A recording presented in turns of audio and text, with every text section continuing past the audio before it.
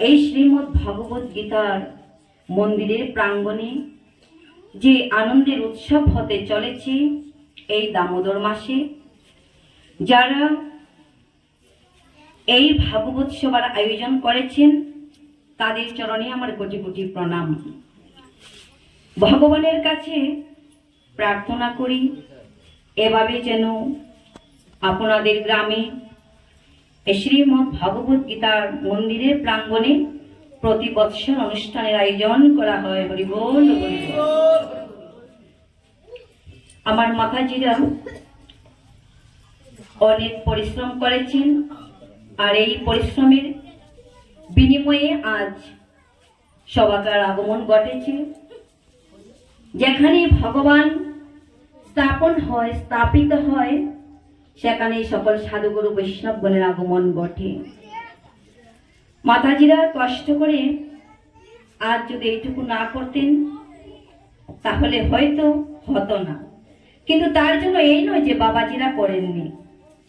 মাতাজিদের করা সম্ভব হতো না যদি ওনাদের সঙ্গে আমার এই গ্রামের বাবাজিরা সহযোগিতা না করতেন। তাই আমি তাদের স্মরণে আমার দণ্ডবোধ প্রণতি নিবেদন জানাই। ওম অজ্ঞানিতিমিরান্ধস্য জ্ঞানাঞ্জন শলাকায় চক্ষুরুন্মিলিতং যেন তস্मै শ্রী গুরুবে নমঃ। আমি যখন অজ্ঞানতার অন্ধকারে ছিলাম, কোথায় ছিলাম? আমার মাতৃ মন্দিরে ছিলাম। তখন সেই অন্ধকারে আমার প্রাণ গোবিন্দ এসে জ্ঞানাঞ্জন শলাকা দিয়ে আমার চক্ষুর উন্মেষ ঘটিয়েছিলেন। তাই চক্ষুদান দিল যেই, জন্মে জন্মে গুরু সেই গুরুদেব আজ এই আসরে উপস্থিত হয়েছেন। হয়তো আমাদের সেই চর্মচক্ষুর দ্বারাতে দর্শন করতে পারছি না, কিন্তু অবশ্যই যিনি চক্ষুদান দিয়েছেন আজ আমাদের সাক্ষাতে রয়েছেন। প্রেম সে কহো বৃন্দাবন বিহারী লাল কে। সেই বৃন্দাবন বিহারী লাল ভগবান শ্রীকৃষ্ণ, তিনি আমাদিগকে সেই চক্ষুদান দিয়েছেন যখন মাতৃ মন্দিরে ছিলাম। আর মাতৃ মন্দির থেকে প্রসবিত হয়ে এই সুন্দর ভুবনে, সুন্দর পৃথিবীতে আমরা এসেছি। তাই জননী হলো আমাদের শ্রেষ্ঠ গুরু। জননী জন্ম ভূমিষ্ঠ স্বর্গাদপি গরীয়সী। সেই জননী যদি আমাদিগকে কষ্ট করে এই গর্বে রাখতো না, হয়তো এই সুন্দর ভুবনে আমাদের আশা হতো না। তো যাই হোক, ভগবান কৃষ্ণচন্দ্র তিনি বলেছেন, জীবের নিস্তার হেতু নন্দ সুত হরি, আর এই ধরাত আমি প্রকাশ হব গুরু রূপে ধরি। যখন শৈশব থেকে কৈশোরে আমরা সবাই পদার্পণ করেছি, সেই কৈশোর বয়সে কারো বা যৌবন বয়সে আমাদের গুরুগৃহে যাত্রা হয়েছে। তাই সেই গুরুদেবের শ্রীচরণে আমরা সবাই আত্মসমর্পণ করব।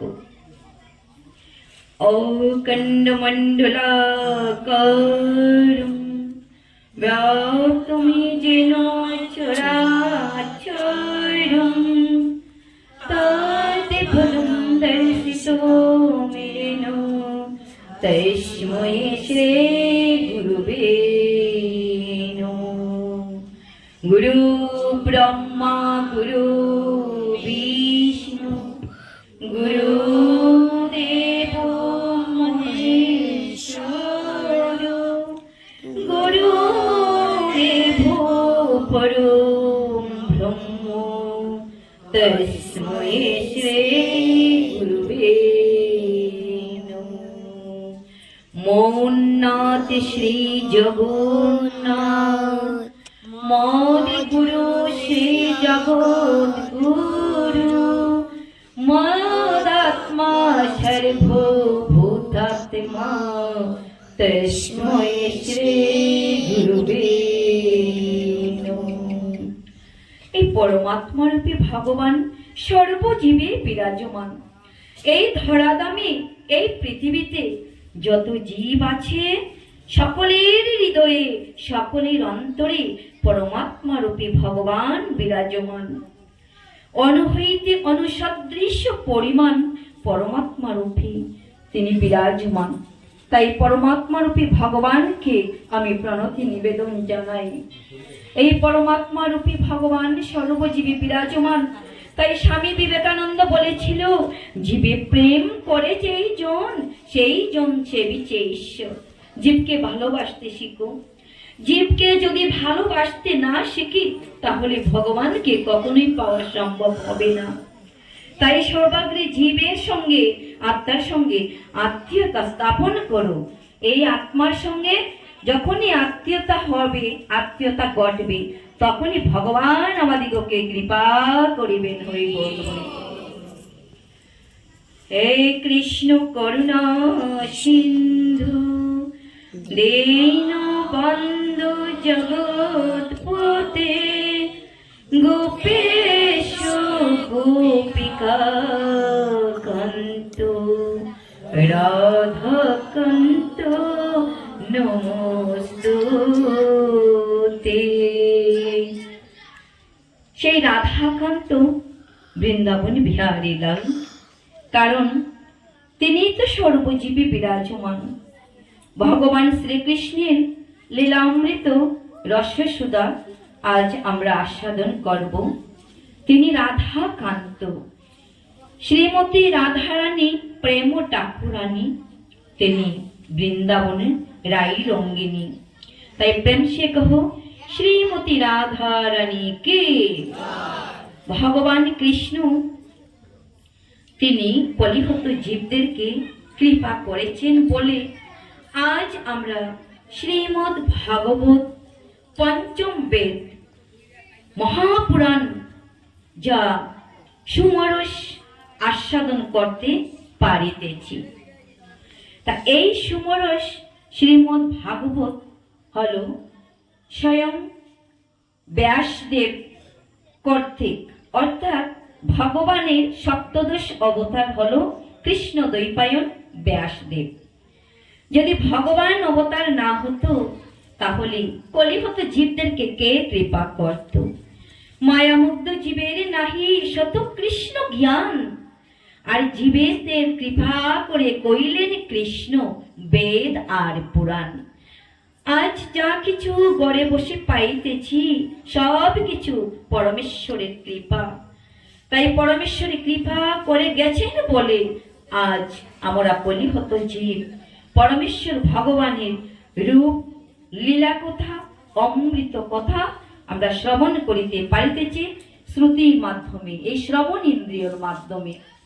তো যাই হোক, ভগবান সেই জন্যই আমাদিগকে এই মানব দেহখানা দান করেছেন। যে মানব দেহের মধ্যে 5টি জ্ঞান ইন্দ্রিয় রয়েছে এবং কর্ম করার জন্য 5টি কর্ম ইন্দ্রিয় বিদ্যমান রহিয়াছে। তাই অত্যন্ত কষ্টের ফলে আজ এই দুর্লভ মানব জনম কানা আমরা পেয়েছি। আর দুর্লভ মানব জনম পাইয়া রাধা কৃষ্ণ না বুঝিয়া জেনে শুনে বিষ পান করিলে বিশ্বের জ্বালায় আমাদেরই প্রাণ বাঁচবে না। হরি বল, হরি বল। তাই নামামৃত আস্বাদন করো। হরির নাম, হরির নাম, হরির নাম কে বলম কলো নাস্তেব নাস্তেব নাস্তেব গতির অন্যতা। এই কলিহত জীবের হরি নাম বিনা, কৃষ্ণ নাম বিনা আমাদের আর কোনো গতি নাই, গতি নাই, গতি নাই। ওম বৃন্দায় তুলসী দিব্যৈ প্রিয়ায় কেশবস্য বিষ্ণু ভক্তি পদে দেবী শক্তবত্তে নমো নমো। নারায়ণং নমস্কৃত্যং নরং চৈব নরোত্তমং দেবীং সরস্বতীং ব্যাসং ততো জয়মুদীরয়তু। পাপ করিমহং পাপ আত্মা পাপ সম্ভব त्राहि मां पुण्डरीकाक्षो सर्वपापहरो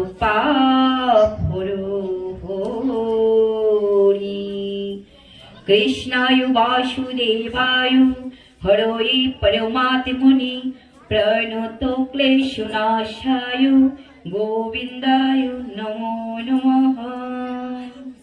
আমাদের জানা অজানা এই প্রত্যুষের নিদ্রা থেকে জাগরিত হবার পাপ, জেনেও পাপ করি, অজানা সত্ত্বেও আমরা পাপ করে থাকি। কারণ এই কলিহত জীব, আমাদের পাপে পরিপূর্ণ এই হৃদয়, এই মন, এই প্রাণ। তাই হে গোবিন্দ, আমাদিগকে অর্থাৎ এই আসরের সবাইকে সেই পাপ হইতে উদ্ধার করো। শ্রীমদ্ ভাগবত কথামৃত আমরা প্রবেশ করব। আমরা একবার হরে কৃষ্ণ মহামন্ত্র সবাই জপ করব। হরে কৃষ্ণ কৃষ্ণ কৃষ্ণ হরে হরে, হরে রাম রাম রাম হরে হরে। এই হরিনাম হলো আমাদের একমাত্র পথের সম্বল। শ্রীমদ্ ভাগবত, শ্রী হলো সুন্দর, এই জগতে সুন্দর হলো ভগবান অনাদিরাদি প্রাণ গোবিন্দ, ঈশ্বর পরম কৃষ্ণ সচ্চিদানন্দ বিগ্রহ অনাদিরাদি প্রাণ গোবিন্দ সর্ব কারণ কারণ। যাহার আশীর্বাদে পাই এ জগৎ তরিয়ে যায়, সেই কৃষ্ণ বিনা এই জগতে কে আছে আর সুন্দর। তাই তিনি হলো জগতে শ্রেষ্ঠ। এই জগতে যা কিছু পৃথিবীতে আছে সবকিছু ভগবান জীবের মঙ্গলের জন্য, জীবের কল্যাণের জন্য তিনি দান করেছেন, যাহাতে ভগবানের সৃষ্ট জীবের কোনো অসুবিধা হয় না। এই ভাগবতের কি অর্থ, সেই অর্থটা আমরা প্রথমে জানা প্রয়োজন। ভাগবতের অর্থ কি? ভাগবত, ভা শব্দের অর্থ হলো ভাতেষু সর্বশাস্ত্রেষু। এই ভাগবত হলো সূর্য সম। পৃথিবীতে যখন সূর্য উদিত হয়, পূর্ব আকাশে পুরো পৃথিবী আলোকিত হয়। সূর্যের আলো যতটুকু পর্যন্ত চড়ায় ততটুকু পর্যন্ত বৃক্ষ পর্যন্ত পরিপুষ্ট হয়। যেখানে সূর্যের আলো পৌঁছায় না, সেখানে কোনো ঔষধি বৃক্ষ প্রস্ফুটিত হয় না। হয় কি? হয় না। তাই কৃষ্ণ সূর্য সম, মায়া অন্ধকার। কৃষ্ণ যথায় আছেন তথা নাই মায়ার অধিকার। হরিবল হরিবল। তো এবার হলো গ শব্দের অর্থ কি? গ শব্দের অর্থ হলো গভীরযস্য অলৌকিক। অলৌকিক ভগবান কি করেছেন? ভাগবতমে যে লীলা অমৃত, সব অলৌকিক লীলা করে গেছেন। আমাদের মতো লৌকিক কি কিছু করেছেন ভগবান? করেননি। যা কিছু তিনি করেছেন সব অলৌকিক। চোখের পলক পালানোর আগে ভগবান সব কিছু করে নিতে পারে অলক্ষান্তে। তাই অলৌকিক তিনি লীলাবিলাস করে গেছেন। এই ঝড় জগতের আমরা যা কিছু করি সমস্ত কিছু হলো লৌকিক লীলা। তাই আমরা হলাম মৃত্তিকা দিয়ে তৈরি মৃন্ময় মূর্তি। আর ভগবানের এই ভাগবতীয় কথা হলো ভাগময়ী মূর্তি। আর ভগবানের চিন্ময় ধাম, সেই হলো চিন্ময়, ভগবানের চিন্ময় রূপ। ভগবানের রূপ হলো চিন্ময়। আমরা হলাম ভগবানের সন্তান, তাই আমরা হলাম অমৃত পুত্র, অমৃত কন্যা। ভগবান অমৃত, ভগবান সত্য, সত্যম শিবম সুন্দরম। ভগবান সত্য, তাই সেই সত্যের সন্তান হলাম আমরা, অমৃত পুত্র।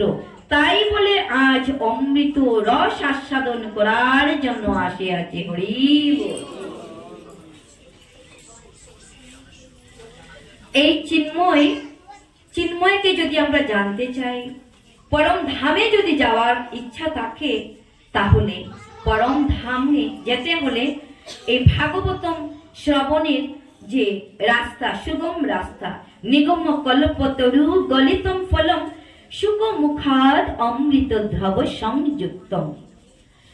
এই ভাগবতম তিনি সপ্তদশ অবতারে আপন পুত্র সর্বপ্রথম কৃষ্ণ দ্বৈপায়ন ব্যাসদেব যখন বিতিকা দেবীর গর্ভে ছিল, আপন পুত্রকে সেই ভাগবত শ্রবণ করিয়েছিলেন। সেই কালক্রমে শুকদেব গোস্বামী এই ধরাধামে এসে আমাদের কাছে উপস্থিত হলেন। যখন মায়া ওনার কাছে কোনো ছিল না, মায়া বস্তু বলতে ছিল না, অমাত্যের দিকে তিনি সেই দৃষ্টি রেখে, কোথায় ওনার দৃষ্টি যেদিকে দু চোখ যায় সেদিকেই যেতে লাগলেন। কোনো মায়াতে তিনি বদ্ধ ছিলেন না, অমায়াতে জন্মগ্রহণ করিয়াছিলেন। তাই শুকদেব গোস্বামী পাদের পিতা ব্যাসদেব পিছন পিছন যেতে লাগলেন। হা পুত্র বলে যে, পুত্র একবার তুমি আমার দিকে ফিরে যাও। কেন ফিরে তাকাবে বাবা? কারণ তিনি তো অমায়াতে জন্ম নিয়েছেন। কারো দিকে দৃষ্টি নিক্ষেপ না করে সোজা চলতে লাগলেন। যেতে যেতে যেতে যেতে জাহ্নবী নদীর কূলে গিয়ে তিনি উপস্থিত হলেন। প্রেম সে কহো পতিত পাবনী মা গঙ্গা জননী কে। তো সেই পতিত পাবনী মা গঙ্গার কূলে, সেখানে সেই তীরে ছিলেন ৬০ সহস্র নৈমিষান্য কারণে ৬০ সহস্র ঋষিবৃন্দ। সবাই বসেছিল কি করে পরীক্ষিত রাজাকে উদ্ধার করা যায়, পরীক্ষিত রাজার মঙ্গল সাধনের জন্য। আমি সেদিকে যাচ্ছি না, কারণ যিনি ভাগবত কথামৃত শ্রবণ করিয়েছেন তিনি পূর্বে ব্যাখ্যা করে গেছেন। তো সেই অমৃত আস্বাদন করবেন শুকদেব গোস্বামী। কে করাবেন? কারা করাবেন? কেউ স্থির করতে পারছিলেন না কে করবে, কে করাবে। এমন সময় নীল বর্ণের সূর্যের মতো উদয়িত হলেন এক মহান পুরুষ। সেই পুরুষকে দেখে পরীক্ষিত মহারাজা মনে মনে ভাবলেন, এই তো সেই পুরুষ এসেছেন। ইনি তো আমি যখন আমার জননীর গর্ভে ছিলাম, আর যখন সেই দিব্যাস্ত্র আমার উপর বাণ ছেড়েছিল অশ্বত্থামা, সেই তো তিনি তো আমাকে রক্ষা করেছিল। আজ তিনি এসেছেন সেই আসরে, হরিবোল, তিনি এসেছেন। তাই আমার মুক্তির সন্ধান তিনি একমাত্র দিতে পারেন। প্রেম সে কহো শুকদেব গোস্বামী পাদকে। সেই শুকদেব গোস্বামী পাদকে দেখে দর্শন করে মনে শান্তি লাভ করেছিলেন। কারণ এই তো সেই পুরুষ, তিনি তো আমাকে রক্ষা করেছিল। আমি যখন আমার জননীর জঠরে ছিলাম, ব্রহ্মব্যাধি বাণ আমার উপর আঘাত করা হয়েছিল, তিনি তো আমাকে রক্ষা করেছিল। আজ তিনি আমাকে রক্ষা করিবেন, হরিবল। আর এই হলো যে চিন্ময় বস্তু, যা লাভ করলে, যা পেলে আর জীবের কোনো পাওয়ার বাকি থাকে না। সেই ভাগময়ী রূপ, ভাগময়ী কথামৃত, ভাগবতীয় কথা। এই ভাগবতীয় কথার অর্থ আমরা জানার প্রয়োজন। এই গ শব্দের অর্থ গতির যস্য অলৌকিকর, আমাদের গতি। আমরা গতিহীন না, আমাদের গতি আছে? আমাদের গতি আছে, কারণ আমরা আজ আছি, কাল থাকবো না। কেন থাকবো না? এই দেহের পরিবর্তন ঘটবে, আমাদের চলতে থাকবে সীমাহীন যাত্রা। হরিবল হরিবল। কেউ বলতে পারবো না কোথায় গিয়ে থমকে যেতে হবে, কেউ বলতে পারবো না। তাই আমাদের গতি রয়েছে। সেই জন্য এই সীমার মধ্যে অসীম তুমি বাজাও আপন সুর, ভগবান বংশীর ধ্বনি করেছেন। আর সেই বংশীর ধ্বনির সুরে সকল বৃন্দাবনবাসী আত্মহারা হয়ে ছুটে চলে গিয়েছিলেন। হরিবল হরিবল। ভাগ শব্দের অর্থ পেলাম। এবার ব শব্দের অর্থ হলো বরিষ্ঠায়। বরিষ্ঠায় সর্বশাস্ত্রেষু, সর্বশাস্ত্রের অপেক্ষা শ্রেষ্ঠ বরিষ্ঠ অর্থাৎ জ্যেষ্ঠ, তিনি শ্রেষ্ঠ, তাই হচ্ছে বরিষ্ঠ। ত শব্দের অর্থ হলো কি? ত শব্দে হলো তরণী। এই তরণীর যদি আশ্রয় আমরা করিতে পারি, তাহলে এই তরণীর মাঝি হলো ভগবান প্রাণ গোবিন্দ। তরণীর আশ্রয় গ্রহণ করিলে আজ না হয় কাল, কাল না হয় পরশু, এই তরণীর মাঝি এসে তরণীতে উপস্থিত হবেই হবে। হরি বল। তাই যারা এই তরণীর আশ্রয় গ্রহণ করে, সেই তরণীর মাঝি, এই ভবপালের কান্ডারি স্বয়ং কৃষ্ণচন্দ্র এই তরণীতে উপস্থিত হয়ে এই তরণীতে উঠে সবাইকে পার করিয়ে দেয়। হরি বল, হরি বল। এই ভাগবত শব্দের অর্থ আমরা পেলাম।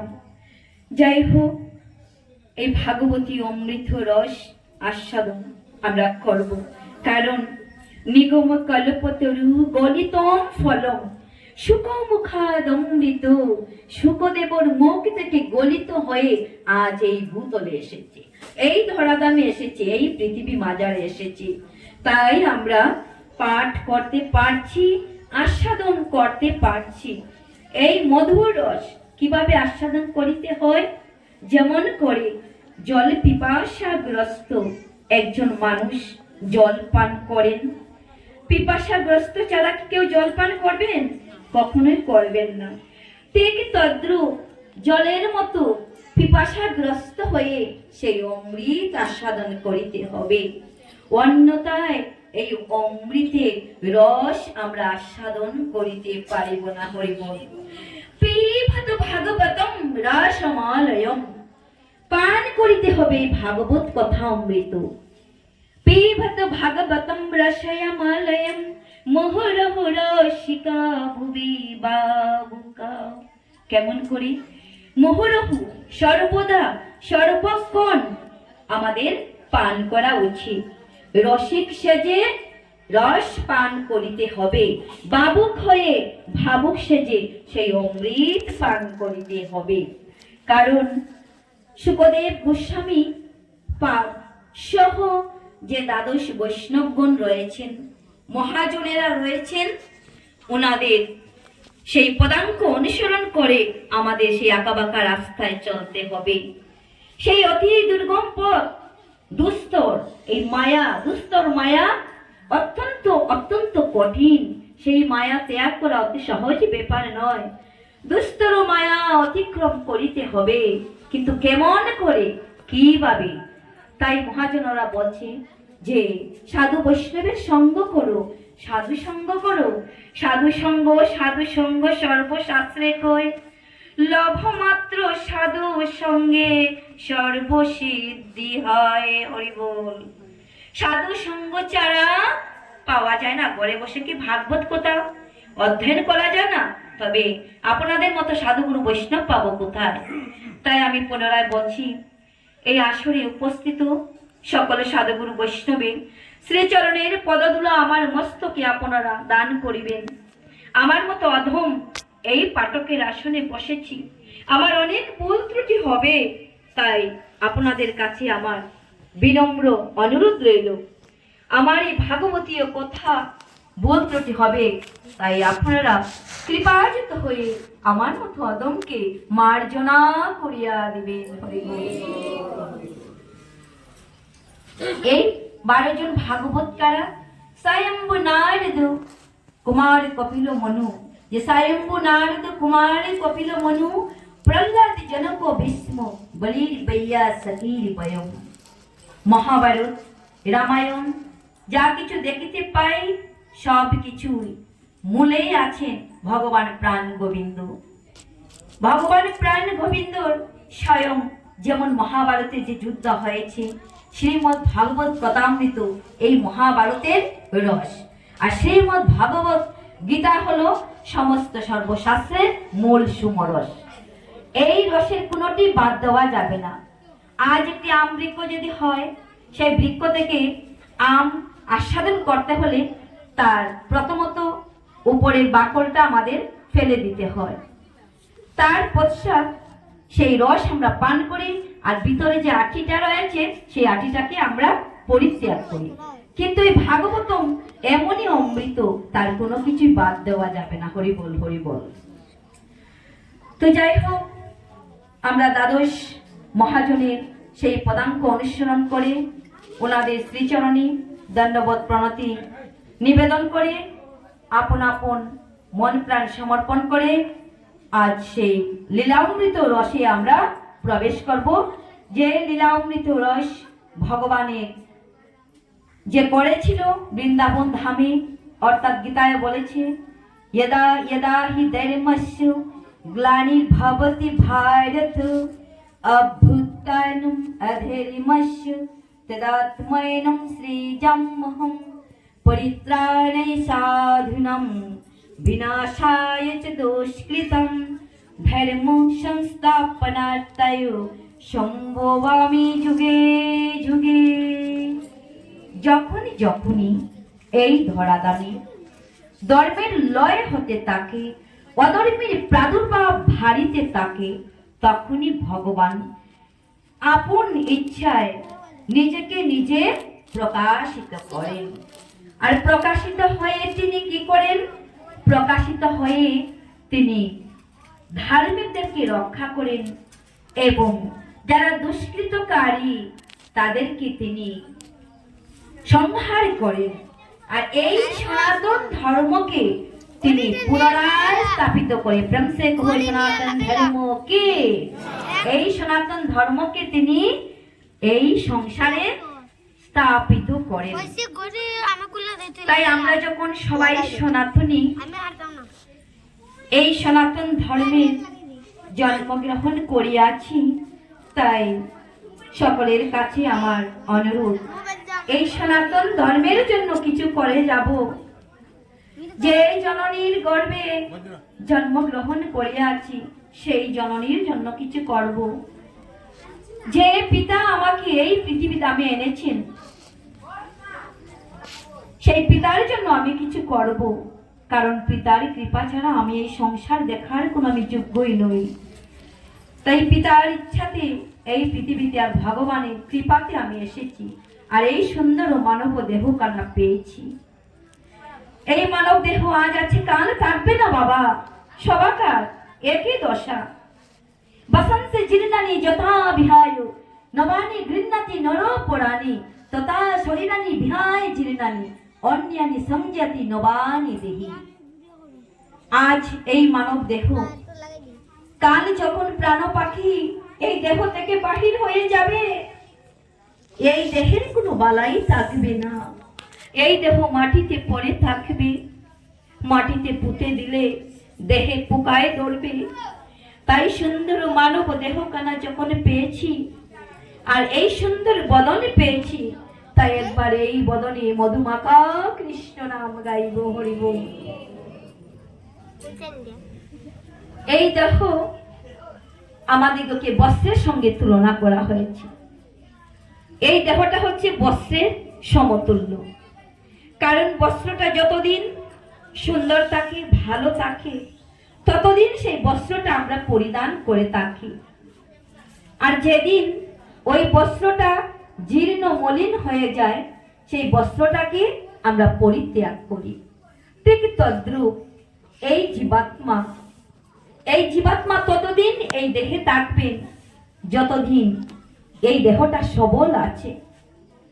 এই দেহটা যতদিন সবল আছে, যদি অকেজ হয়ে যায় তাহলে প্রাণ পাখি কখন যে কাছার ভিতর অচিন পাখি ফুরুত করে উড়িয়ে যাবে, আমাদের কারো পক্ষে সেই কথা জানাও সম্ভব নয় আর বলাও সম্ভব নয়।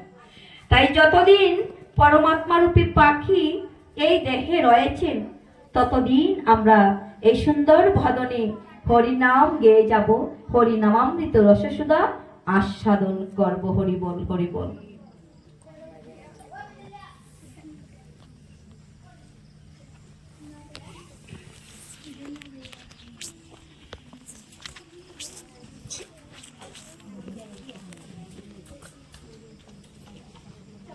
অধিক রাত্র হয়ে গেছে, কচিকাঁচা শিশুরা সবাই ঘুমিয়ে পড়ছে।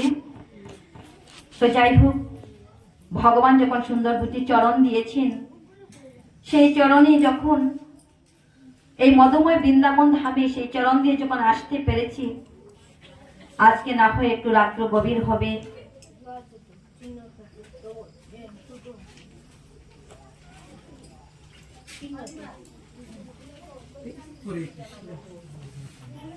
যাই হোক, আমাদের এই দামচড়া গ্রামের মায়েরা প্রতিদিন ভাগবত অধ্যয়ন করছেন, তাই ওনাদের ধারাবাহিক নিয়ম অনুযায়ী আমি আপনাদের নিকট সেই অমৃত কথা অধ্যয়ন করব।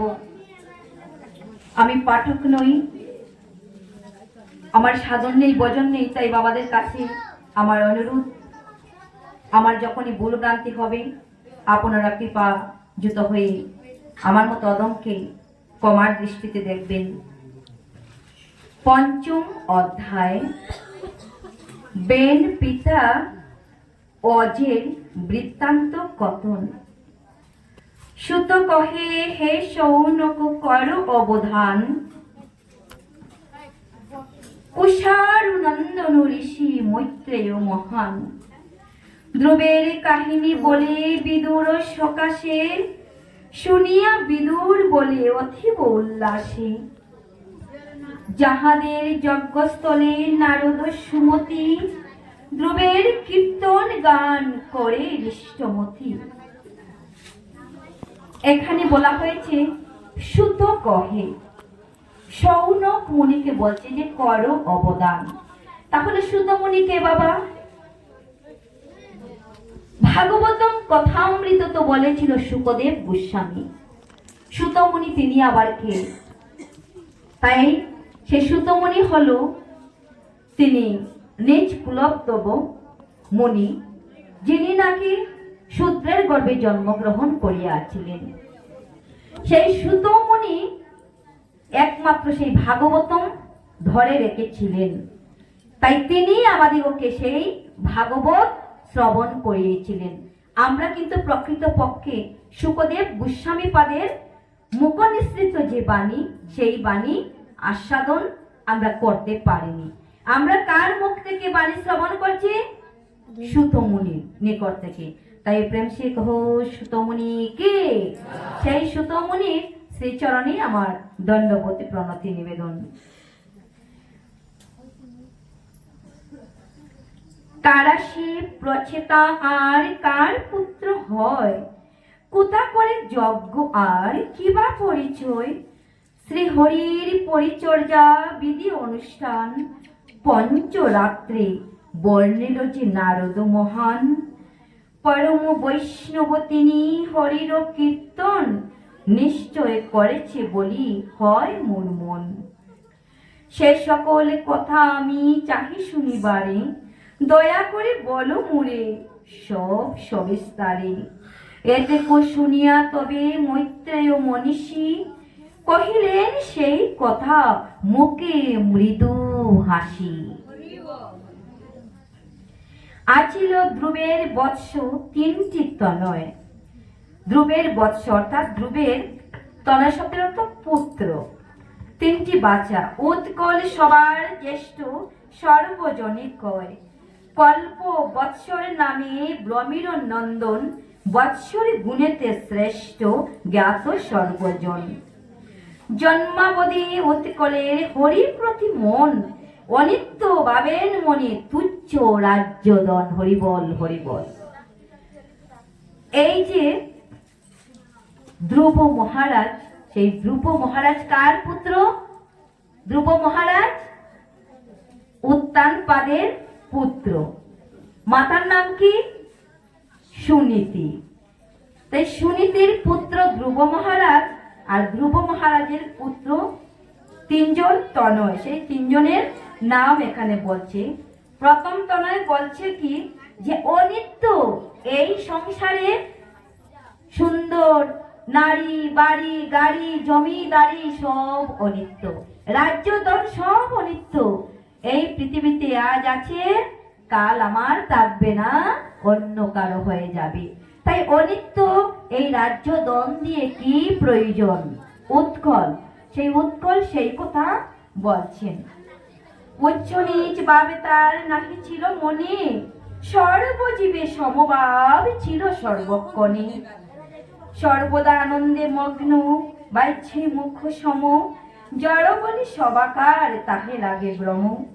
ব্রহ্মানন্দে সদা মগ্ন কেহ না জানিত, উন্মত্ত বধির বলি সকলে হাসিত।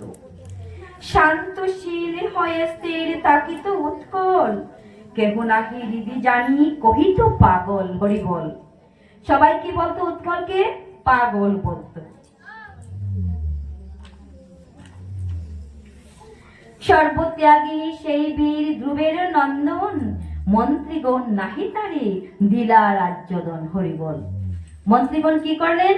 সে উৎকলকে রাজ্যদন দিলেন না। বৎসর নামেতে ছিল ব্রহ্মীর তনয়, রূপে গুণে ব্যবহারে ধ্রুব সম হয়। তাহারে করিল রাজা যত মন্ত্রীগণ, সৌবিতি তাহার বার্যা সুন্দর গঠন। তার গর্বে বৎসরের চয় পুত্র হয়, পুষ্পার্ণু ও তিগ্মকেতু ঈশ ঊর্জ জয়। ষষ্ঠ পুত্র বসুনাম বিদিত ভুবনে, পুষ্পার্ণ হইয়া রাজা বসে সিংহাসনে। পুষ্পার্ণের দুই পত্নী দুষাপ্রভা হয়, উভয়েতে পুষ্পার্ণের জন্মে পুত্র চয়। মধ্যাহ্ন সায়াহ্ন প্রাত প্রভাব কুমার, প্রদোষ নিশিত ভুষ্টু তনয় দুহার। সর্বগুণ যুক্ত পুষ্ট হর নরপতি, হইল তাহার বার্যা পুষ্করিণী সতী। পুষ্করিণী পুত্র এক সর্বতে জানাম, আকুতি মহিষী তার খ্যাত ধরা ধাম। তাহাদের পুত্র এক মনু নাম হয়, নঢলা মহিষী তার শ্রেষ্ঠ অতিশয়। হরি বল, হরি বল। আমরা সবাই কার পুত্র? মনু মহারাজার।